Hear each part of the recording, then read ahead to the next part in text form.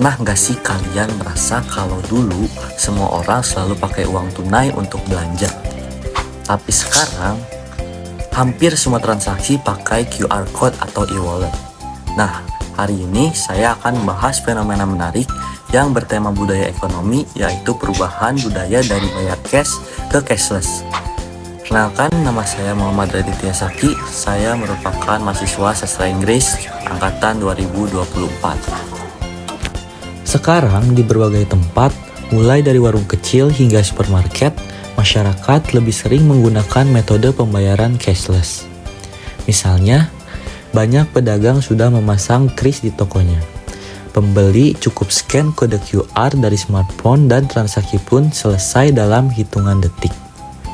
Aplikasi wallet juga makin populer, dan bahkan transportasi online hampir seluruhnya cashless. Fenomena ini menunjukkan bahwa cara kita melakukan transaksi sudah berubah secara signifikan. Saya pun sempat mewawancarai beberapa orang terkait apakah mereka lebih prefer untuk menggunakan cash atau cashless, dan inilah kata mereka. Kalau aku sih prefer kris. Kalau aku sih biasanya ini makanya cash sih, nggak kris. Kalau aku biasanya sukanya pakai kris. 3 dari 4 orang memilih menggunakan cashless. Perubahan ini mengubah kebiasaan masyarakat. Kini kita terbiasa membayar dengan smartphone. Pedagang belajar menyesuaikan diri dengan QR Code. Dan interaksi langsung dengan uang tunai mulai berkurang. Dampaknya tidak hanya pada ekonomi, tapi juga pada cara kita berinteraksi sosial. Cashless membuat transaksi lebih efisien, tapi terkadang juga mengurangi kontak fisik yang dulu menjadi bagian dari budaya berbelanja di Indonesia. Lalu, mengapa budaya cashless ini muncul? Pastinya ada beberapa alasan. Saya sempat bertanya ke beberapa orang dan inilah jawaban mereka. Karena gini ya, kadang kan kalau beli teh ada ini, kalau pakai cash ada kembalian, jadi kalau pakai kris nggak perlu nunggu kembalian.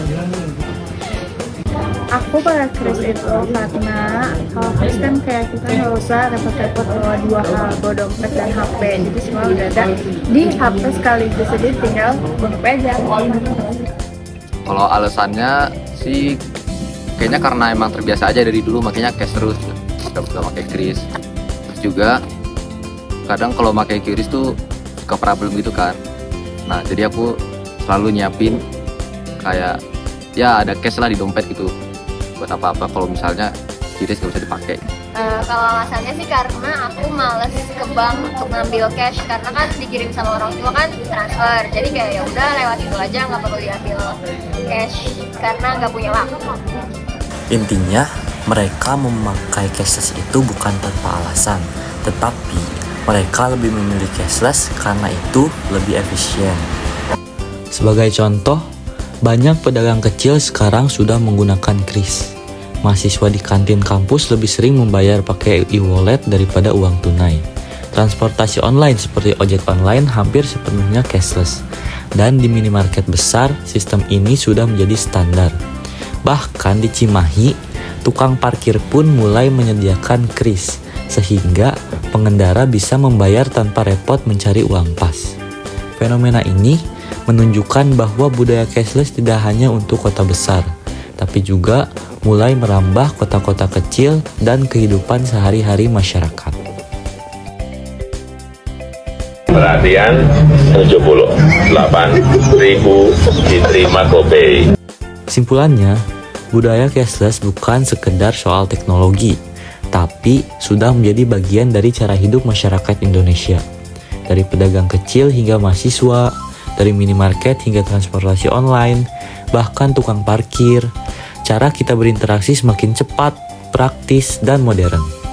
Perubahan ini menunjukkan bagaimana budaya dan teknologi saling memengaruhi, membentuk cara kita berinteraksi dan beradaptasi dalam kehidupan sehari-hari.